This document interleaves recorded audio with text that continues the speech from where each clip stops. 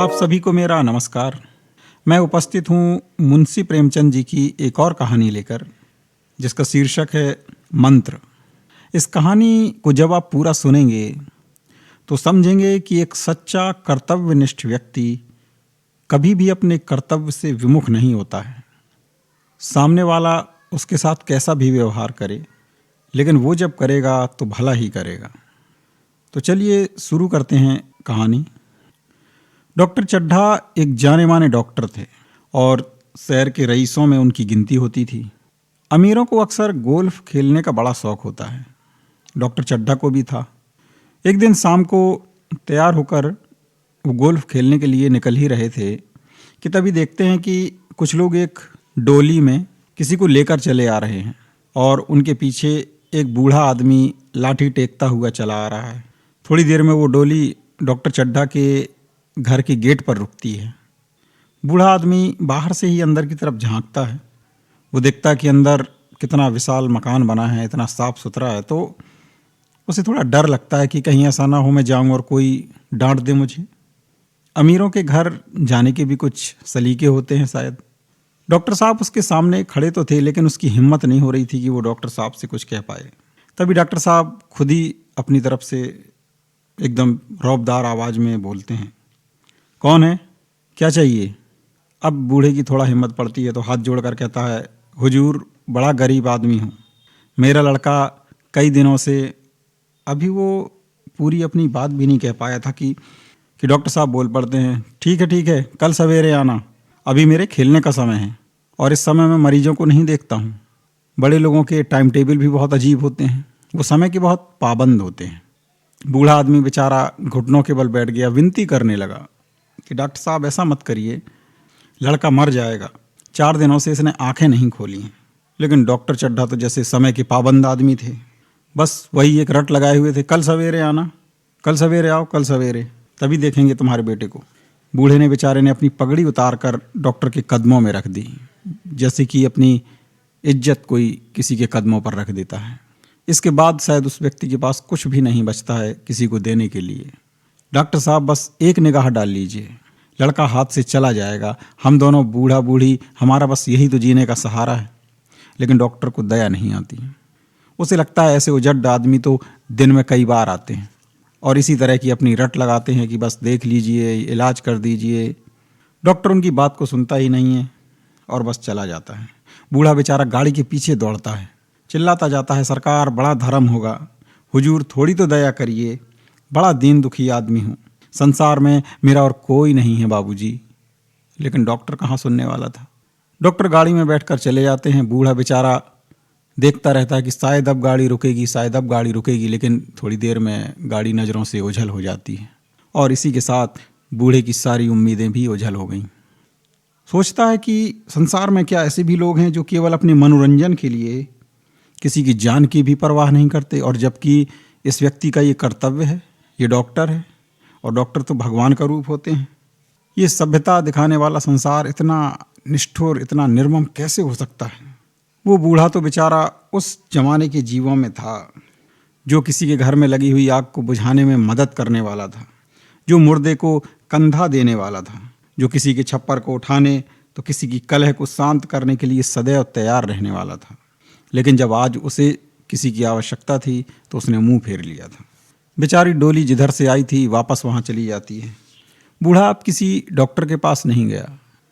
शायद उसे भी ये पता था कि अब उसका बेटा बचने वाला नहीं है। बस एक मन की तसल्ली के लिए वो डॉक्टर के यहाँ लेकर आया था और जैसी कि उम्मीद थी वही होता है। उसी रात उसका 7 साल का बालक भगवान को प्यारा हो जाता है। अब तो अपने जीवन में इस दीपक के बुझते ही अब उनकी रातें वही सन्नाटे वाली हो गईं। बस आंखों में बचे थे तो केवल सूखे आंसू। इस तरह कई वर्ष गुजर जाते हैं। सबकी ज़िंदगी में परिवर्तन आ जाते हैं। डॉक्टर चड्ढा ने इस बीच बहुत धन दौलत ऐश्वर्य सब कमाया और उसके साथ साथ उन्होंने अपने स्वास्थ्य की भी रक्षा की। मतलब एक मजबूत और स्वस्थ व्यक्ति थे। समय के बहुत पाबंद थे। डॉक्टर थे तो अपनी डाइट का भी बहुत अच्छे से ध्यान रखते थे और अपने नियम से कभी टलते नहीं थे। डॉक्टर चड्ढा के 2 बच्चे हुए, एक लड़का और एक लड़की। लड़की का अब विवाह हो चुका था और लड़का कॉलेज में पढ़ाई कर रहा था। अब वही एकमात्र माता पिता के जीवन का सहारा था और लड़का था भी बड़ा होनहार, बिल्कुल डॉक्टर साहब की तरह। बड़ा ही उदार हृदय, बड़ा ही रसिक और प्रेमी और अपने विद्यालय का नाम रोशन करने वाला। आज उनका लड़का 20 वर्ष का होने जा रहा था। शाम के समय पूरे घर को एकदम सजा दिया गया था। अमीरों के शौक़ हैं, धन दौलत बहुत है, लोगों से व्यवहार बहुत है, तो बड़े बड़े लोग भी आएंगे। तो व्यवस्थाएं बिल्कुल जैसे कोई शादी ब्याह में व्यवस्थाएं करता है, वैसी जन्मदिन में व्यवस्थाएं थीं। शहर के बहुत से रईस और हुक्काम एक तरफ, कॉलेज के छात्र आए हुए थे, उसके मित्र आए हुए थे और सभी बैठे भोजन कर रहे थे। चारों तरफ रोशनी की चकाचौंध फैली हुई थी। मनोरंजन के भी साधन यहाँ वहाँ जमा किए गए थे। डॉक्टर साहब के लड़के का नाम था कैलाश और उसकी एक महिला मित्र भी थी।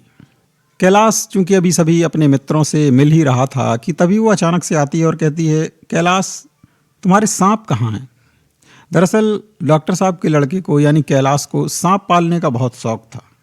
वो तरह तरह के जहरीले सांपों को अपने पास रखता था। कैलाश उससे हाथ मिलाते हुए कहता है, मृणालिनी अभी मुझे क्षमा करो, मैं तुम्हें कुछ देर बाद दिखाऊंगा, अभी मैं बहुत व्यस्त हूँ। लेकिन मृणालिनी ने और ज़्यादा आग्रह किया, नहीं आज तो तुम्हें मुझे दिखाना ही होगा, मैं आज नहीं मानने वाली। मैं जब भी तुमसे कहती हूँ तुम कोई ना कोई बहाना बना ही देते हो। मृणालिनी और कैलाश दोनों एक साथ ही पढ़ते थे और दोनों एक दूसरे के प्रेम में थे। कैलाश को चूंकि बचपन से ही सांपों को पालने का शौक था और इसके लिए वो बहुत पैसे खर्च करता था।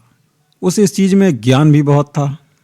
वो बड़े बड़े व्याख्यान देता था और जो अच्छे अच्छे विद्वान होते थे वो भी उसके व्याख्यान को सुनकर दंग रह जाते थे। उसे जब भी कभी पता चलता कि उस किसी और व्यक्ति को सांपों के बारे में बहुत जानकारी है, वो तुरंत पहुंच जाता था। उसे कहीं पता चलता कि किसी के पास सांप के काटने के यानी सांप का जो विष होता है उसको काटने की औषधि है या जड़ी बूटी है, तो उसको लेने भी तुरंत पहुंच जाता था और इसके लिए वो बहुत पैसा खर्च करता था। और आज मृणालिनी वही सांप देखने की इच्छा जाहिर कर रही थी।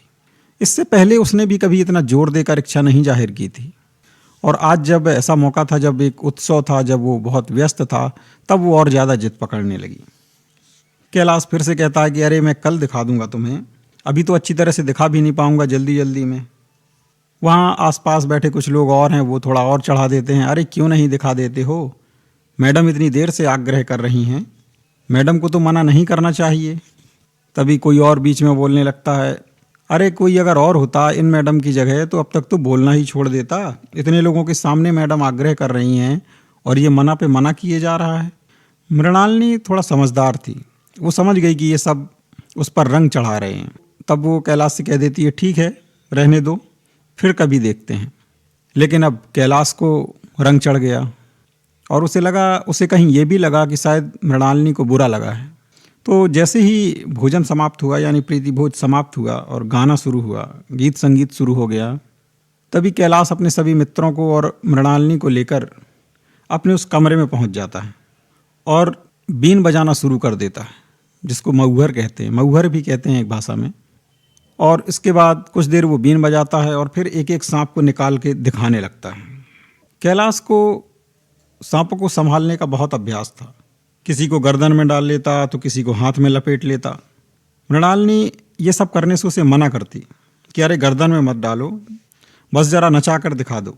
लेकिन कैलाश कहाँ मानने वाला था और जब मृणालिनी देखती कि सांप कैसे उसकी गर्दन में लिपट जाते हैं तो उसकी तो एकदम सांस ही रुक जाती थी। अब उसे शायद थोड़ा पछतावा सा हो रहा था कि उसने क्यों ऐसी जिद करी। तभी उन्हीं मित्रों में से एक कोई बोल देता है कि अरे तुमने इसके दांत तोड़ दिए होंगे, इसलिए अब काटने का कोई भय नहीं रहा। अब तो कैलाश का अहंकार जाग गया। कैलाश कहता, अरे दांत तोड़ना मदारियों का काम है, इनमें से किसी के भी दांत नहीं तोड़े गए हैं और तुम कहो तो मैं अभी दिखा दूं। और यह कहते हुए उसने एक काले सांप को जोर से पकड़ लिया। वो उसका सबसे जहरीला सांप था। कैलाश बताता है अगर ये किसी को काट ले तो कुछ ही घंटों में आदमी मर जाएगा। मृणालिनी उसका हाथ पकड़कर कहती है, नहीं नहीं कैलाश, भगवान के लिए इसे छोड़ दो, हम में से किसी को इसके दांत नहीं देखने हैं और तुम अब इस तमाशे को बंद करो। लेकिन दूसरे मित्रों ने थोड़ा और रंग चढ़ा दिया। कैलाश ने उस सांप की गर्दन बहुत जोर से पकड़ ली। इससे पहले उस सांप ने कैलाश की तरफ से कभी ऐसे बर्ताव का सामना नहीं किया था। आज उसे लगा कि शायद उसके जीवन पर संकट आ गया है। कैलाश ने उसका जोर से गला दबाया और फिर उसका मुंह खोलकर दांत दिखाने लगा। लेकिन जैसे ही उसने अपनी पकड़ ढीली की और उसे छोड़ने के लिए, वैसे ही उस सांप ने उसे डस लिया और कैलाश के हाथ से खून टपकने लगा। कैलाश तुरंत उसे वहीं छोड़कर अपने कमरे की तरफ भागता है और वहाँ से एक जड़ी बूटी अपने हाथ में लगाता है। मित्रों में थोड़ी हलचल बढ़ जाती है। सब जाकर उसके घर वालों को बताते हैं। डॉक्टर साहब दौड़ते हुए आते हैं और उसकी उंगली में बंध लगा देते हैं। बंध अर्थात रस्सी से उस जगह को बांध देना, जिससे कि खून का प्रवाह आगे की ओर ना हो। लेकिन डॉक्टर साहब किसी जड़ी बूटी को नहीं मानते थे। वो चाहते थे कि उस जगह पर काट दिया जाए तो खून अपने आप बाहर निकल जाएगा। लेकिन कैलाश को अपनी जड़ी बूटी पर विश्वास था।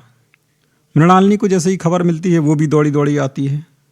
लेकिन चूंकि वो सबसे जहरीला सांप था उसका, और उसका जहर बहुत जल्दी उस पर फैलने लगा। धीरे धीरे कैलाश की आंखें बंद होने लगीं। उसके होंठों पर पीलापन आने लगा और अब उसकी ये हालत हो गई कि वो खुद से खड़ा नहीं हो पाया और बैठ गया। आसपास जितने मेहमान थे वो सभी जमा हो गए और सब यहाँ वहाँ की बातें करने लगे। अभी लगभग 1-2 मिनट ही बीता था कि अब कैलाश की आंखें लगभग बंद हो गईं और वो लेट गया। अब कैलाश किसी भी बात का जवाब भी नहीं दे पा रहा था। आधे घंटे तक लगभग यही हाल रहा और कैलाश की हालत और बिगड़ती चली जा रही थी। उसकी आंखें अब एकदम पत्थर जैसी होती जा रही थीं। हाथ पांव एकदम ठंडे पड़ चुके थे और मुख का तेज एकदम जा चुका था। उसकी नाड़ी का भी अब कहीं अता पता नहीं था। पूरे घर में एकदम कोहराम समझ गया था। अब लोग तरह तरह के परामर्श देने लगे कि किसी मंत्र झाड़ने वाले को बुला लिया जाए। कोई इस बात का समर्थन करता है, कोई विरोध करता है। डॉक्टर साहब भी कहते हैं मेरी तो अकल पर ही पत्थर पड़ गए थे जो इस लड़के की बातों में आ गया। अगर शुरू में ही मैंने नस्तर लगा दिया होता तो शायद ये नौबत ना आती। वो लोगों के सामने गिड़गिड़ाने लगते हैं कि किसी को ले आओ, चाहे मेरी सारी दौलत धन जायदाद सब ले ले, बस मेरे बेटे को जिंदा कर दे। किसी एक व्यक्ति को जानकारी थी किसी झाड़ने वाले के बारे में, तो वो जाकर उसे बुला कर लाता है। लेकिन जब वो कैलाश की हालत को देखता है तो अपने हाथ पीछे खींच लेता है। रात और बीत चुकी थी और अब कैलाश लगभग मरणासन हो चुका था। बहुत से लोग जा चुके थे। कुछ खास सगे संबंधी ही अब वहाँ बैठे हुए थे और अब सभी को केवल सुबह का इंतजार था जब कैलाश का अंतिम संस्कार कर दिया जाए। अब इस कहानी को हम यहीं पर विश्राम देते हैं। इसके आगे की कहानी मैं आपको दूसरे भाग में सुनाऊंगा। तब तक के लिए नमस्कार।